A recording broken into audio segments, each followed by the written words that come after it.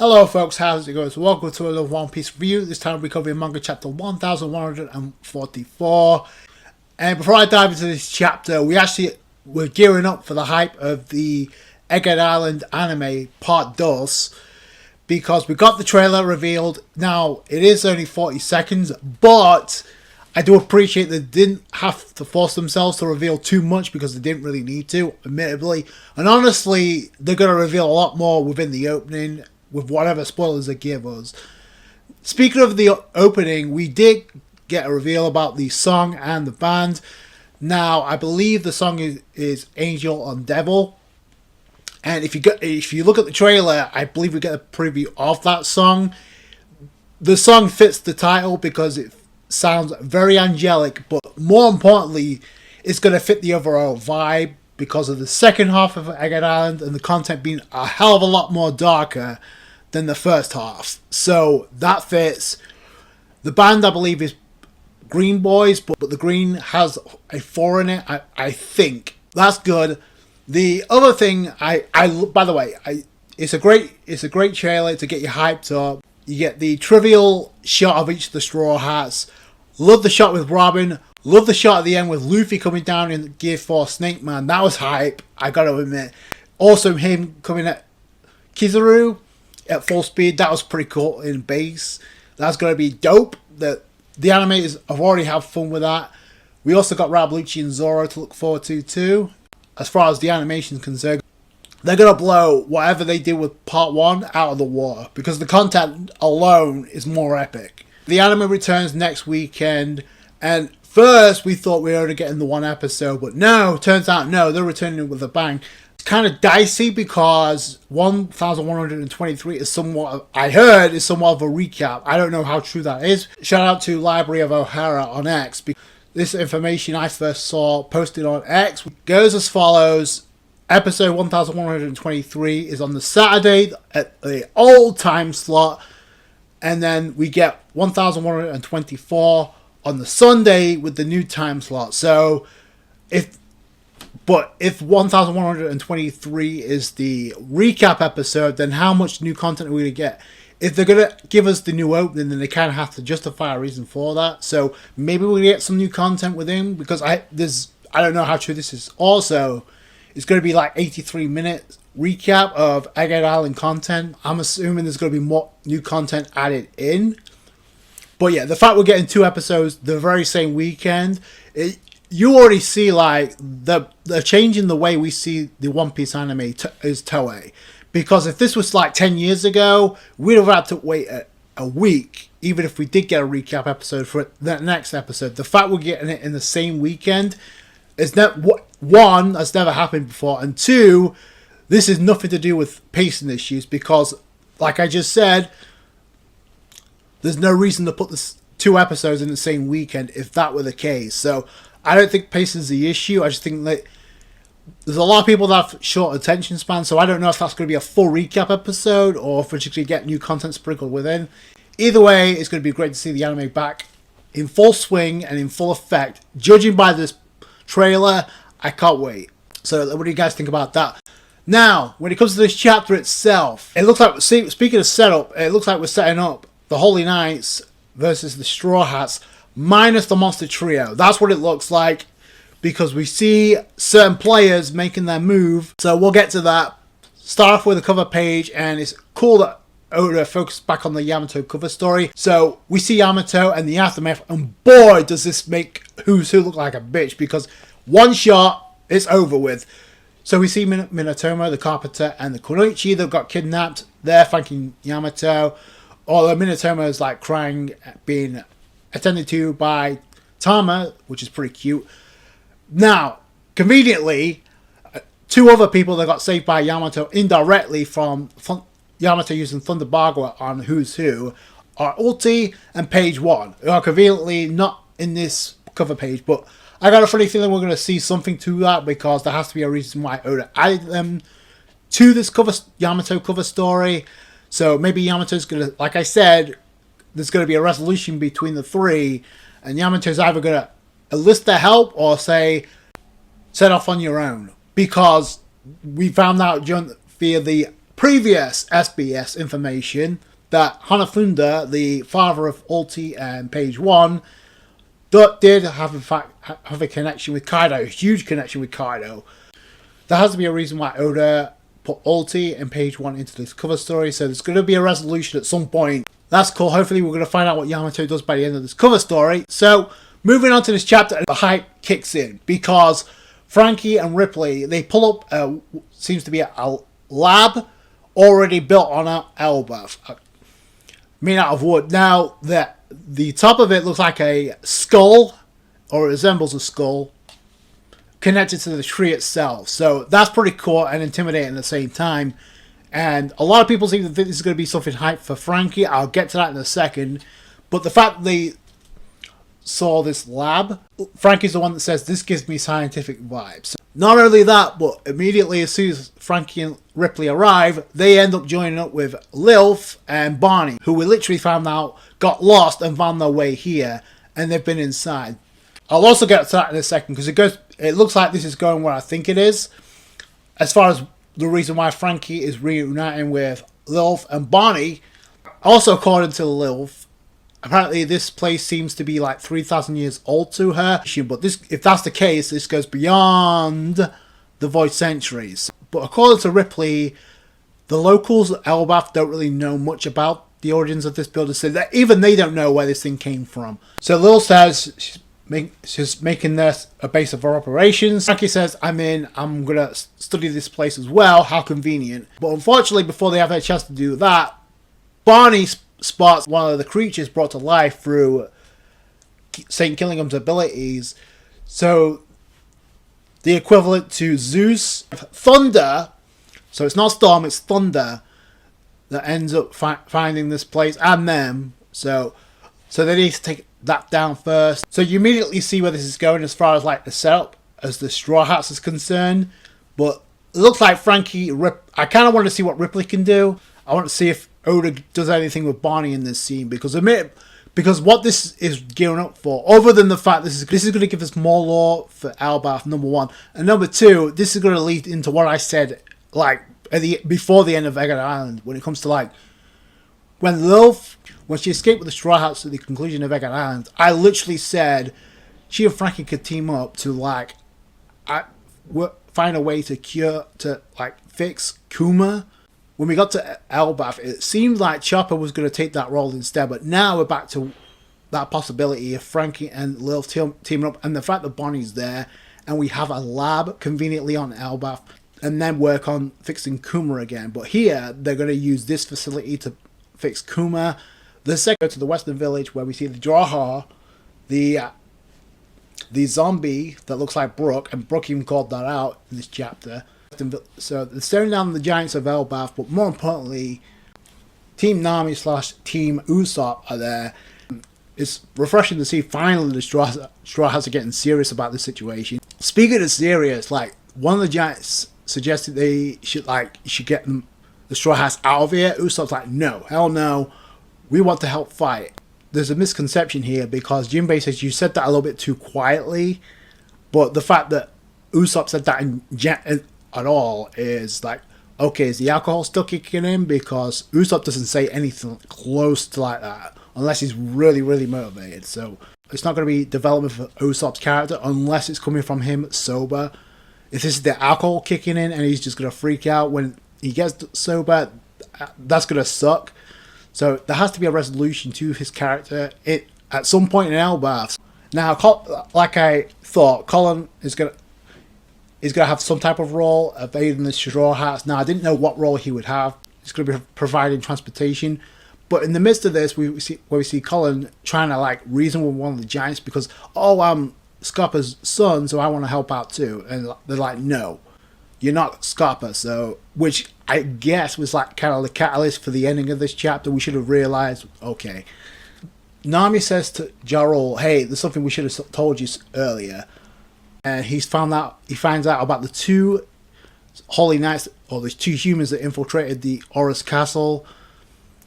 And the guards provide information, one of them looking like Shanks, and the other one having weird abilities. Jinbei says usually when it comes to like weird abilities, it comes from a devil fruit. So now Ja Rule is like given the words like, okay, there's humans other than the Strawhats on Elbaph. But Brook, I love Brook's deduction here because he says, "Are you sure it's only 2 intruders? Because all this stuff that's going on, we need to like assume there's more here," which is true because it's not 2, there's 3. Because Shamrock decided to dip, and instead we get 3 Holy Knights. Now I don't know if we're going to get more because of this comment here, but this goes back to what I said in the previous review. Like, there's going to be something more than just the 3 Holy Knights. I'm telling you right now, with the way things are shaping up, like, because I think with this reveal of a lab, there's a possibility we get something else popping up to Elbaph, and it would make sense. But this is the thing where we get Nami getting ticked off, because it's like, I don't know who's behind this, but anybody who's like kidnapping children, they're nothing but scum. So this is becoming personal, and there's somebody else that takes this personally as well as we go on. But this is like, if they're taking hostages, they must have something planned for Elbaph. The way this scene looks to me is, I think Nami's going to be one of the candidates that fights one of the Holy Knights, maybe. Because there's a statement made like, okay, the giants need to take care of the giant creatures that have been brought to life. Jinbei says, the culprits are human size. Usopp says, we need to take care of this. Meanwhile, Nami notices that Colin bringing the ship towards them, or is struggling to drag a ship towards them, so that's the means of transportation. But he says, you can come on board, but I'm the captain. Nami is completely amused by this, saying it's cute.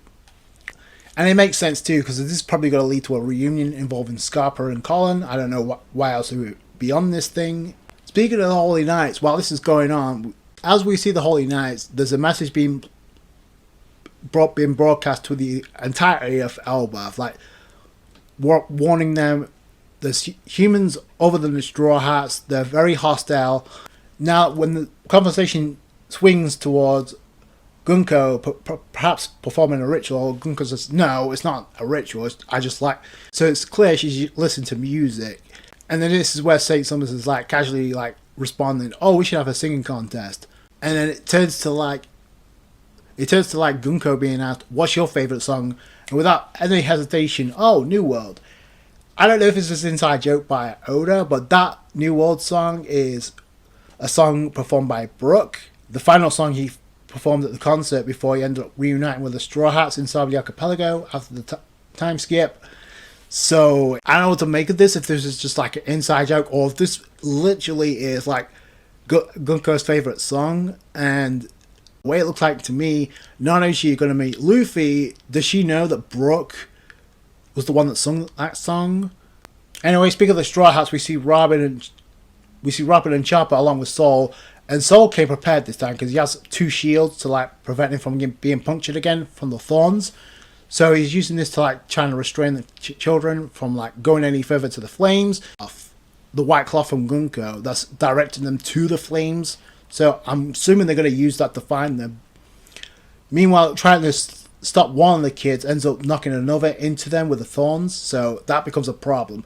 And apparently they don't wake up. So like I said, maybe Salt is going to be the key here, because we saw that in the previous chapter involving Saint Summers, when he fell asleep due to Saint Killingham's abilities, and then he ended up getting woken up by Salt. This area looks to trigger Robin, because it's like, that's disgusting. Who could do such a thing? The fact that Robin's saying this, like, tell me Robin's not going to be one of the candidates to fight one of the Holy Knights without telling me she's going to be one to fight one of the Holy Knights. So the more personal they make this, the better the fight will be involving Robin. Remember the fight involving Black Maria and how that became personal. Not only because of the Sanji factor, but also because of the illusionary tactics of Black Maria using characters from Robin's past to try mess with Robin's mind. So we could get something similar here, but in this case, it'd be the form of children being tortured, and this could really trigger Robin to the next level. Robin becomes another person amongst the Straw Hats to figure this out. It must be the work of a devil fruit. So they're gonna have to find out who's behind this devil fruit ability. Well, apparently it's like 3 working in tandem. So, but at that point, Saul, he has a rope and he actually ends up swinging it and tying it around one of the children to actually grab a hold of them. So he succeeded, but he can't do that with one at a time because there's not enough time for that. So like I said, they got, especially with the ephemeria that pulls up. So another nightmare come to life that's right by them. Now, in this scene, you see Soul seeing this and you see Chopper. I don't see Robin anywhere. So either Oda did that conveniently or Robin's gone off to find out whoever's behind this fruit user. If that's the case, sign me up. So if that's the case, I can't wait. So like I said, the more personal they make this, the better the fight's going to end up being. Especially with Robin and Nami on the case, sign me up.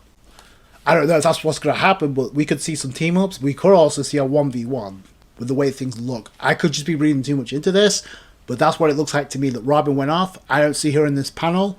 Speaking of people figuring out this is an ability, we find out that Principal Tusk also figured this out, and Anji's with them.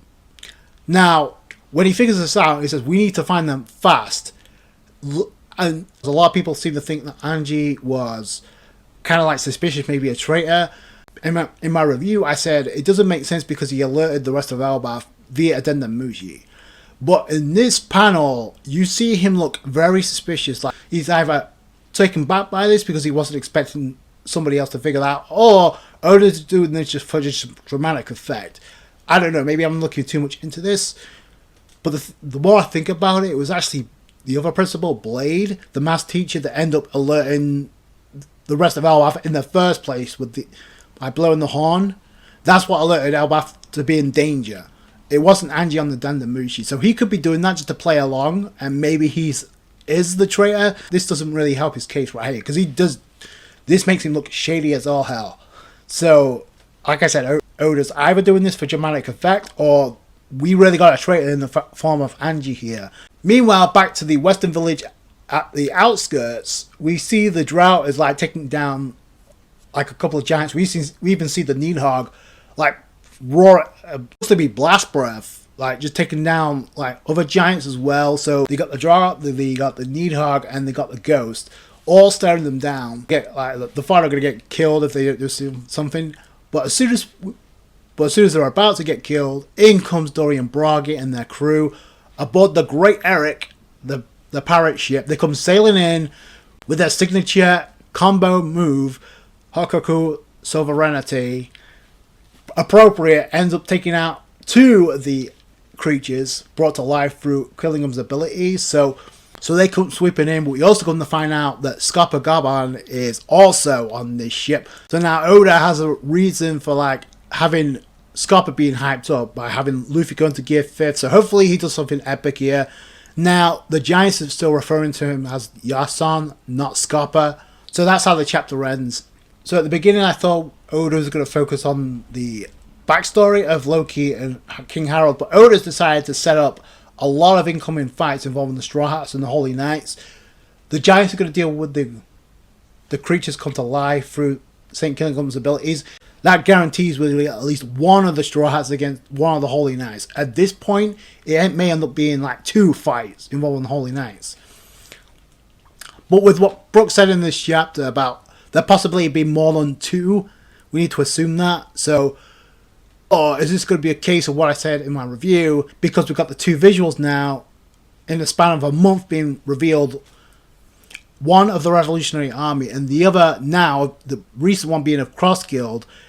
Is that alluding to possibly more Marines showing up, the Vice Admiral showing up, the Zeraphim Doflamingo, Moria, and Crocodile also targeting them? That could bring them to Elbaph if that's what happens. With the way this chapter started with Frankie and Ripley and them joining up with Lilf and Barney, I already said what this is one of the reasons why this is happening. The other reason why this is happening, a lot of people seem to think this could lead to a power-up for Frankie. He's more due for a character development than he is a power-up, in my opinion. Like, the two people that need a power-up right now is either Brook or Usopp. Like, Robin, I feel, may end up getting a power-up anyway, but she may end up revealing something we haven't seen yet. So, is that really a power-up? Robin could be a candidate for a power-up, but if she's not, then I'm leaning more towards Brook and Usopp. Nami doesn't need a power up because she's got Zeus. Like, so unless she really does something that she should have done back in Wano, and like I said, if Usopp gets the power up, I'm leaning more towards the alcohol kicking in an upgrade for advanced observation haki for Usopp in this situation. Brook is not really in need of a power up. He deserves one, in my opinion. Like, I don't know, we really don't know how this is going to play out, but we've got 3 separate teams right now, one of which is dealing with Wooden Laboratory on Elbaph that's been there for 3,000 years. That itself, and the fact that people on Elbaph don't really know about its origin, is even more shady at this point. That's the reason why people think this may lead to a power up for Frankie. Like I said, I would prefer a character moment, given the fact this could lead to a team up involving Lilith. I would also like to see Bonnie do something, because the way this looks like now, the way that things have paired itself up again, it looks like Frankie and Lilith are going to team up, and with there being a lab, this is going to lean more towards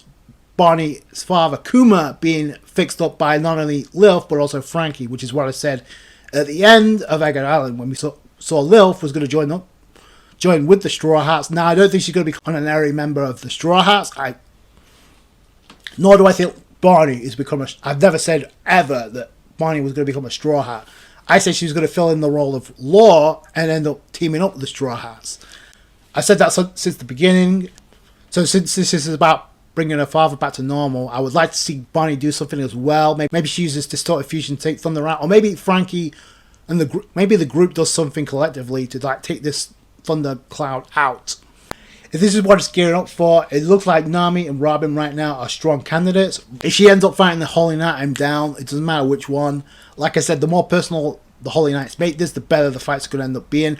Nami's definitely a candidate. And the fact that Gunko now has said 3 things in the 3 chapters that we've seen her, it's like Oda is like having Gunko debunk the theory that Gunko, a lot of people think Gunko is a child of Emu. I've never thought that. I'm not on board with that theory. Let me ask you, if you're one of those who thinks that, do you still think that after this chapter and after the previous chapter? Because I don't. Especially if your favourite song is New World. Now, like I said, I don't know if she knows that Brook sung that song, or she knows that Soul King is a member of the Straw Hats, but in the previous chapter, she did say we need to be wary because Emperor Straw Hat Luffy is here.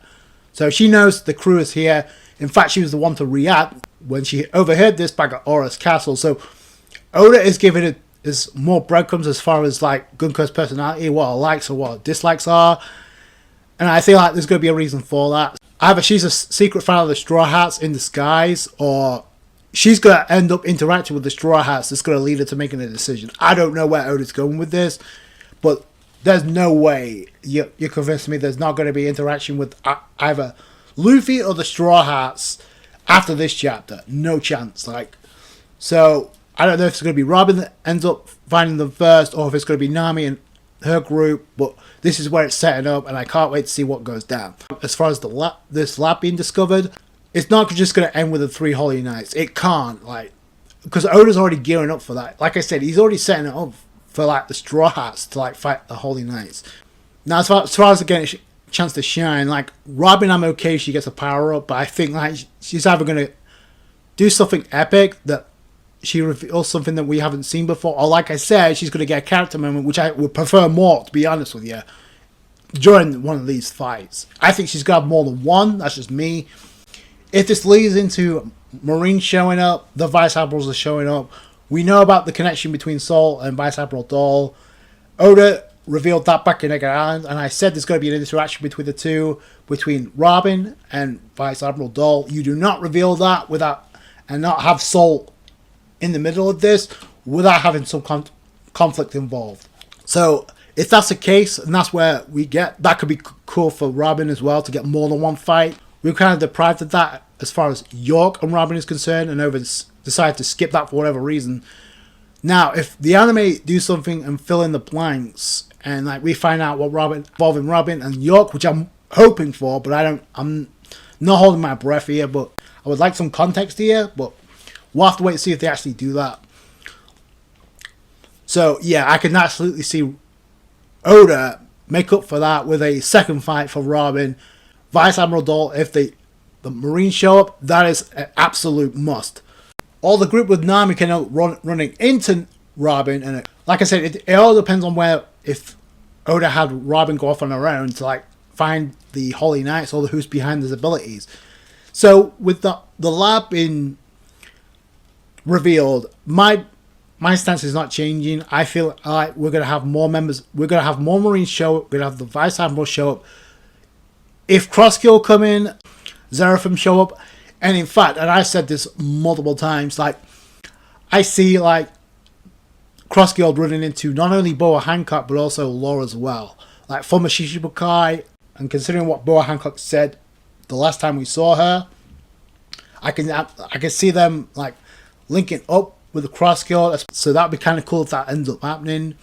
You have to tie that up at some point. And Oda, they're two characters, Law and Boa Hancock, that Oda conveniently shied away from. We did not see them throughout the entire Vegapunk broadcast. Law was mentioned by Beppo, but we didn't see him. Conveniently, that speech about the Will of D and how Oda conveniently got a section of that broadcast out, and we didn't get to hear it. So that maybe I'm just saying, maybe there's a possibility that Law and Boa Hancock show up as well. With all this talk about the lab being revealed on Elbaph, and the fact that this could lead to a power-up for Frankie, that would be kind of neat. But the way I'm thinking right now, and I'm thinking back to what Saturn said about... Remember what Saturn was discussing with the other scientists before he got iced by Emu?